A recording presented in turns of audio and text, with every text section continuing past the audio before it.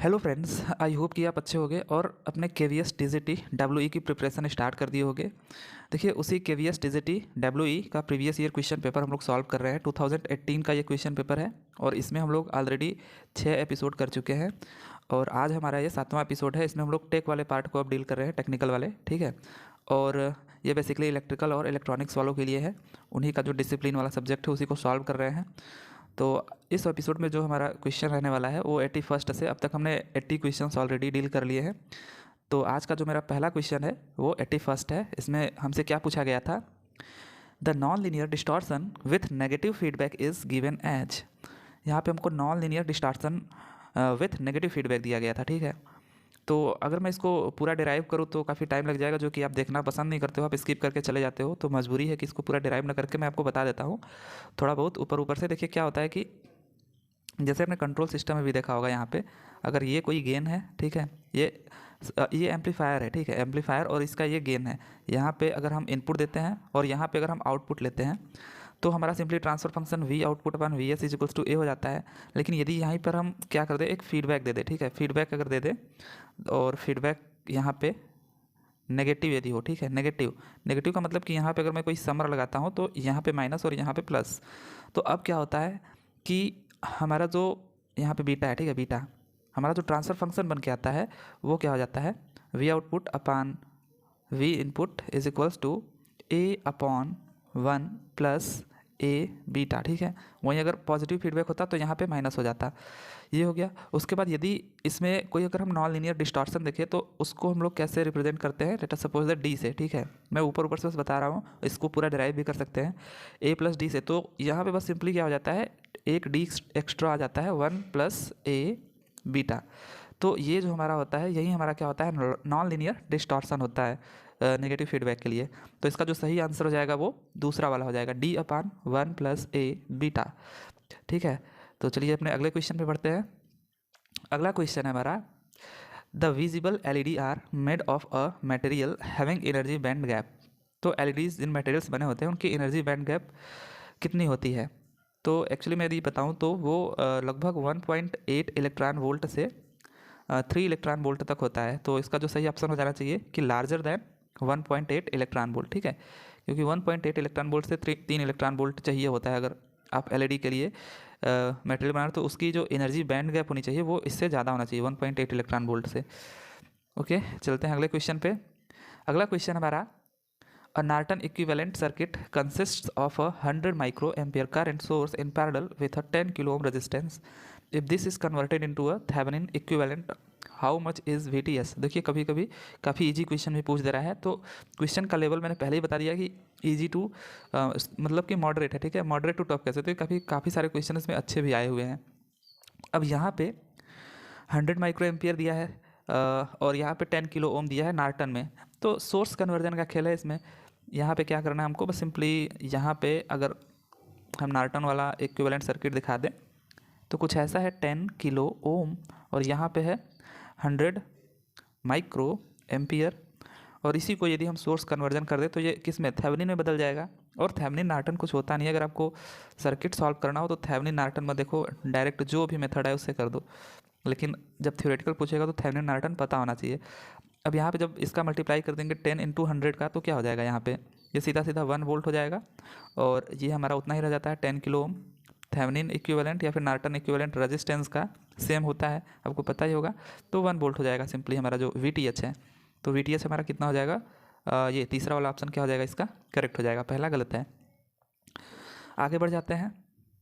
अगला जो हमारा क्वेश्चन है कि in a circuit shown below the collector current at Q point is. हमको कलेक्टर करंट बताना है, ये आईसी कितना होगा, ठीक है। तो आईसी देखिए बताने के लिए हमको एक चीज़ पता है कि आईसी इज इक्वल्स टू क्या होता है। अगर आईसी देखिए निकालना, अगर ये वोल्टेज और ये वोल्टेज पता चल जाए और इसको अगर हम रेजिस्टेंस से डिवाइड कर दें तो करंट पता चल जाएगा। लेकिन हमको ये वोल्टेज पता नहीं है। अब यहाँ पे हम लोग जानते हैं कि आई सी इज इक्वल्स टू क्या होता है, बीटा आई बी, ठीक है, बीटा आई बी।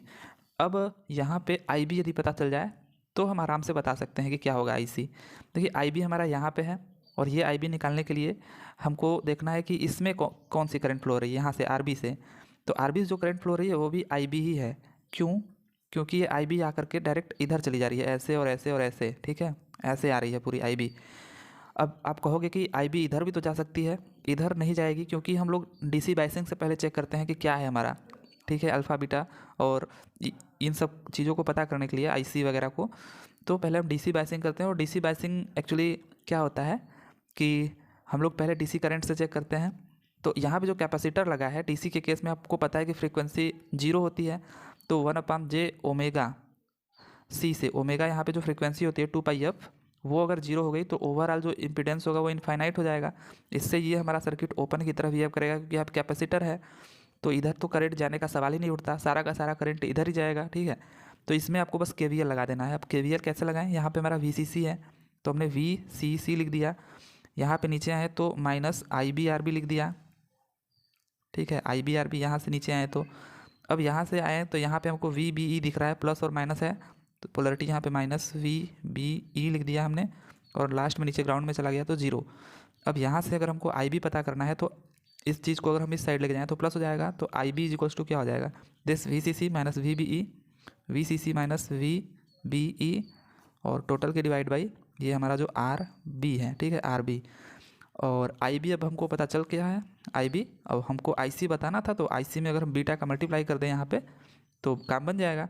और देखिए वहीं यहाँ पे है बीटा VCC माइनस VBE अपान RB, तो थर्ड ऑप्शन जो होगा इसका करेक्ट हो जाएगा। ओके, आई होप कि ये समझ में आया होगा। चलते हैं अगले क्वेश्चन पे।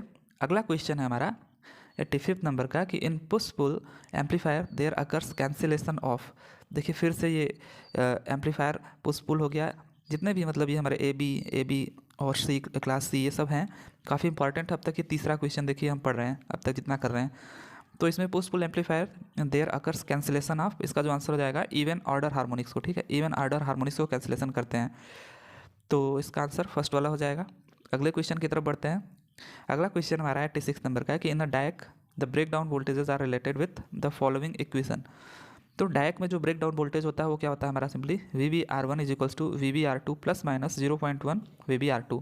तो फर्स्ट ऑप्शन इसका क्या हो जाएगा, करेक्ट हो जाएगा। अगले क्वेश्चन की तरफ बढ़ते हैं। अगला क्वेश्चन हमारा 87 नंबर का कि in hybrid model of transistor the parameter H11 can be defined as. देखिए दो क्वेश्चन पूछ दिया, वो भी एकदम एक ही चीज़। पिछले में पूछा था हमसे H22 क्या होगा, यहाँ पे पूछ दिया हमसे H11 क्या होगा।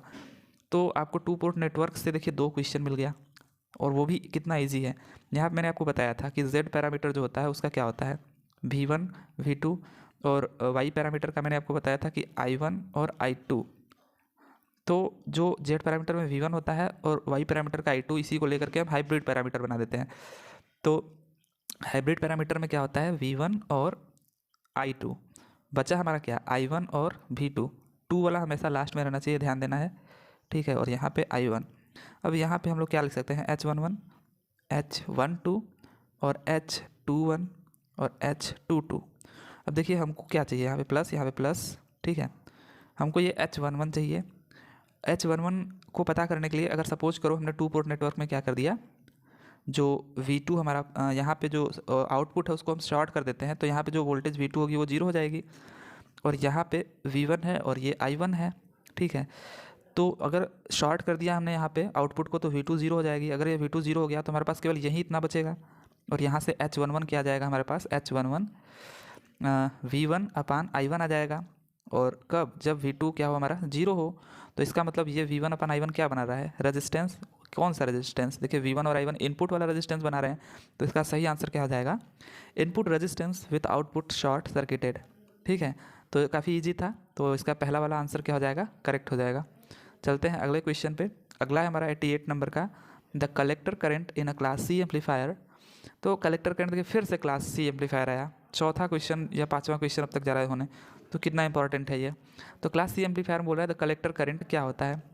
तो क्लास C एम्पलीफायर की अगर हम बात करें तो अगर सपोज करो कि ये हमारा क्या है, गिवन सिग्नल है, अगर इसको जब हम क्लास C एम्पलीफायर में दिखाते हैं तो क्लास C एम्पलीफायर में जो हमारा करंट का वेव फॉर्म बनता है, ठीक है, तो वो हाफ साइन वेव बनता है। अगर साइनोसॉइडल वेव दिया गया है तो हाफ साइन वेव बनता है। हाफ साइन वेव का मतलब कि यहाँ पे आएगा एक पीरियड यहाँ पे उसका आएगा, ठीक है, और यहाँ पे मतलब फुल वेव न बन करके हाफ वेव बनती है। और ये पूरा का पूरा ये यहाँ से 180 डिग्री नहीं कवर करती है, ये लगभग 120 डिग्री के ही कवर करती है, उससे कम ही करती है, ठीक है, 80 to टिपिकली मतलब अगर देखोगे तो 80 डिग्री टू 120 डिग्री होती है। तो वही हमसे पूछा गया है कि क्लास सी एम्पलीफायर में जो कलेक्टर करंट होती है वो flows for 120 degree are less than the AC input cycle होता है, ठीक है। जो एसी इनपुट साइकिल हमने यहाँ पे दिया है इनपुट, उससे कम होती है, लगभग 120 से 80 डिग्री के बीच में होती है, ठीक है। तो इसका ये वाला आंसर क्या हो जाएगा, करेक्ट हो जाएगा। अब हम आगे बढ़ जाते हैं। अगला क्वेश्चन हमारा है 89 नंबर का कि which one of the following is a negative differential resistance diode.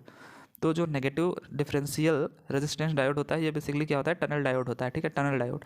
और टनल डायोड का सिंबल जो होता है याद करने की एक है कि यहाँ पे एक पुल के जैसे बना होता है, ठीक है, बस एक ऐसा। तो इसको हम लोग क्या बोलते हैं, टनल डायोड। और ये क्या होता है, नेगेटिव डिफरेंशियल रेजिस्टेंस डायोड होता है, टनल डायोड, ठीक है। तो टनल डायोड इसका करेक्ट आंसर हो जाएगा।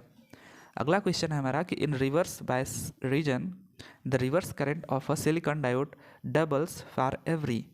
तो यहाँ पे कब डबल हो जाता है, देखिए इसको मैंने आपको दिखा भी रखा है सिलिकॉन डायोड के लिए। यहाँ पे इसका एक फार्मूला होता है कि, और इसको हम बेसिकली क्या बोलते हैं, लीकेज करंट, जो रिवर्स करंट की बात कर रहे हो। यहाँ पे फार्मूला होता है I naught T two is equals to I naught T one into two के power T two minus T one by 10, ठीक है। जहाँ पे आई नॉट टी टू क्या है, reverse saturation current and temperature at temperature T two, and I naught T one क्या है, reverse saturation current at temperature T one. यहाँ पे T2 क्या होता है, T1 से ग्रेटर होता है, ये T1 से ग्रेटर होता है तभी तो घटेगा, तो प्लस में ही रह जाएगा।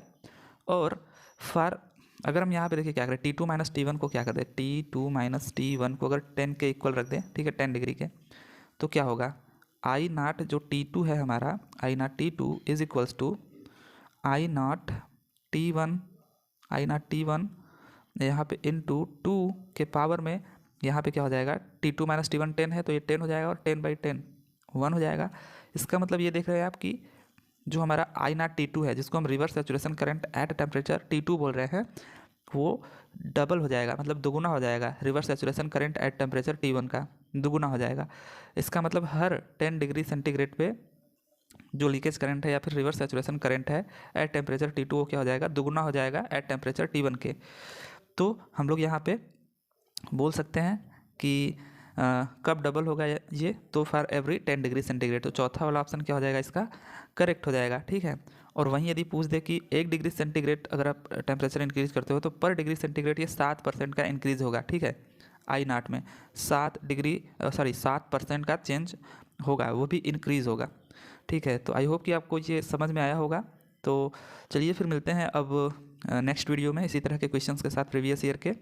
तब तक के लिए thank you, ta-ta, bye bye.